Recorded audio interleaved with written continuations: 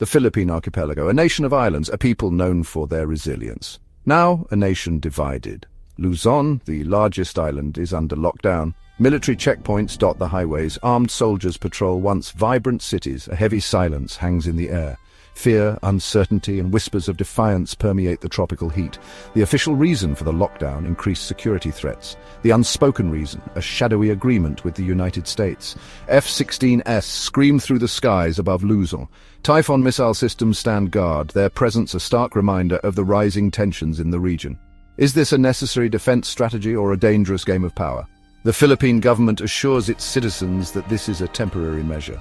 But whispers of unease travel faster than the monsoon winds. Memories of a colonial past, of foreign powers dictating the fate of the islands, resurface. The question on everyone's lips, is history repeating itself? Is Luzon becoming a pawn in a geopolitical chess game it doesn't understand?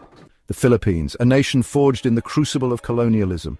For centuries, foreign powers have coveted its strategic location, its natural resources, its resilient people. Spain, America, Japan. Each left its mark, shaping the nation's destiny. The Spanish came first, seeking gold and glory. They brought with them Christianity and a rigid social hierarchy that benefited the few at the expense of the many. Then came the Americans, promising freedom but delivering a different kind of dominion. The Philippine-American War, a brutal and bloody conflict, left scars that run deep. After the Second World War, the Philippines finally gained independence, but the specter of foreign influence lingered. The United States maintained a significant military presence, with bases like Clark and Subic becoming symbols of American power in the region. Today, those bases are gone, but new agreements like the Enhanced Defense Cooperation Agreement, EDCA, allow the U.S. military to operate within Philippine bases. This continued presence raises uncomfortable questions. Is the Philippines truly independent, or is it still tethered to its former colonizer? The skies above Luzon are no longer filled with only the calls of tropical birds. Instead, they are now dominated by the thunderous roar of military aircraft, a stark contrast to the serene, natural beauty of the island. The roar of F-16 fighter jets cutting through the air with precision and power, a symbol of American military might, is now a common sound in the region. These jets, with their sleek designs and formidable capabilities, now echo across the archipelago, a testament to the U.S. commitment to its allies. On the ground, Typhoon missile systems stand sentinel, their presence a stark reminder of the shifting balance of power in the region. These advanced missile systems are not just for show.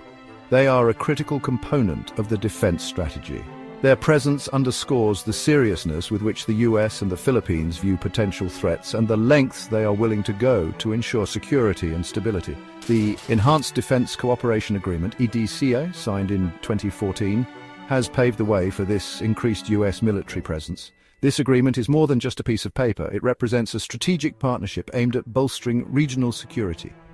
The agreement allows for the construction and upgrading of facilities within Philippine military bases, ensuring that they are equipped with the latest technology and infrastructure to support modern military operations, as well as the rotational deployment of US troops and equipment. This means that US forces can be quickly mobilized and deployed in response to any emerging threats, providing a rapid and flexible defense capability. Proponents of the agreement argue that it enhances the Philippines' defense capabilities and acts as a deterrent against potential aggressors. Joint training exercises and military drills are conducted regularly, fostering cooperation and interoperability between the two forces. They point to the growing assertiveness of China in the South China Sea as justification for closer military ties with the United States. The strategic importance of this region cannot be overstated, as it is a vital corridor for international trade and military navigation.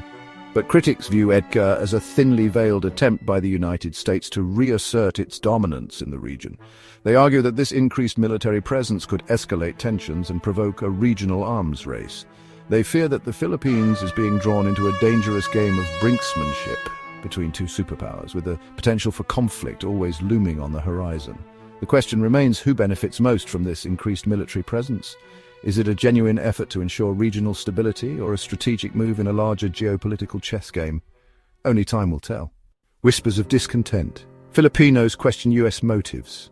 The lockdown has cast a long shadow over Luzon. Fear and uncertainty grip the hearts of the people. But beneath the surface, a current of discontent is swelling, fueled by a deep-seated skepticism of US intentions. From the bustling streets of Manila to the quiet fishing villages along the coast, Filipinos are questioning the true motives behind the lockdown and the increased US military presence. Is this truly about protecting the Philippines, or is it about advancing American interests in the region? Many Filipinos view the US with a mixture of gratitude and suspicion. They remember the sacrifices made by American soldiers during World War II, but they also remember the sting of colonialism. They see the economic aid provided by the US, but they also see the strings that often come attached. The current situation has reawakened old wounds, reminding Filipinos of their country's history of being caught in the crosshairs of great power politics. A people defiant. Acts of resistance echo across Luzon. The spirit of defiance burns bright in the hearts of the Filipino people. From the bustling streets of Manila to the quiet villages of the countryside, the call for change resonates deeply. The people of Luzon, undeterred by the challenges they face, continue to stand up for their rights and their future. Despite the heavy atmosphere of the lockdown, acts of resistance, both big and small, are beginning to emerge. These acts are not just spontaneous outbursts, but are deeply rooted in a long history of struggle and resilience. The lockdown has only intensified the desire for freedom and justice among the people. In Quezon City, student groups have taken to the streets, waving Filipino flags and chanting slogans against the lockdown and the perceived US control. These young voices, full of passion and determination, are demanding a future where their country is free from external influence and internal corruption. They demand transparency from their government and a return to Philippine sovereignty. The call for sovereignty is not just a political statement, but a deeply personal one, reflecting the collective desire of the people to reclaim their nation's destiny. In the rural areas, farmers and fishermen, their livelihoods disrupted by the lockdown, express their frustration in quieter ways. Their resistance may not be as visible as the urban protests, but it is no less significant. These rural communities are the backbone of the nation, and their voices are crucial in the fight for justice. A fisherman in Lingayen Gulf refuses to go out to sea, his empty boat a silent protest against the restrictions imposed upon him. His act of defiance is a powerful symbol of the broader struggle faced by many who depend on the sea for their livelihood. A young girl in a village outside of Laoag paints the word soberania, sovereignty, on a crumbling wall, a poignant reminder of what is at stake. Her simple act of painting is a profound statement of hope and resistance, showing that even the youngest members of society are aware of the importance of their nation's sovereignty. These acts of defiance, though seemingly small, represent a powerful undercurrent of resistance. Each act, whether a protest in the city or a silent refusal in the countryside, contributes to a larger movement that cannot be ignored. They are a testament to the enduring spirit of the Filipino people, their unwavering belief in their right to self-determination. This spirit of resilience and defiance is what will ultimately drive the change they seek, ensuring that their voices are heard and their rights are upheld. The world watches international reactions to the lockdown. The Luzon lockdown has not gone unnoticed on the world stage. The global community has been closely monitoring the situation, with reactions pouring in from various corners of the world. The lockdown has sparked a myriad of responses, ranging from diplomatic statements to media coverage, each reflecting the unique geopolitical interests and concerns of different nations. International reactions range from cautious observation to outright condemnation, reflecting the complex geopolitical landscape of the region. Countries with vested interests in the South China Sea have been particularly vocal, while others have taken a more measured approach, emphasizing the need for dialogue and peaceful resolution. China, which has long claimed sovereignty over parts of the South China Sea, has been particularly vocal in its criticism. Chinese officials have condemned the lockdown as an overreach of authority and a destabilizing move in an already tense region. Beijing's stance is rooted in its broader strategic interests and its desire to assert dominance in the South China Sea. Beijing views the increased US military presence in the region as a direct threat to its interests and has accused Washington of stoking tensions. The US, on the other hand, has framed its actions as a commitment to ensuring freedom of navigation and supporting its allies in the region. This dynamic has only added to the complexity of the international response. Other US allies, such as Japan and Australia, have expressed concern over the situation, but have stopped short of condemning the lockdown. These nations are carefully navigating their diplomatic positions, balancing their security concerns with their economic and political ties to both the Philippines and the United States. They are walking a fine line, balancing their security concerns with their desire to maintain good relations with both the Philippines and the United States.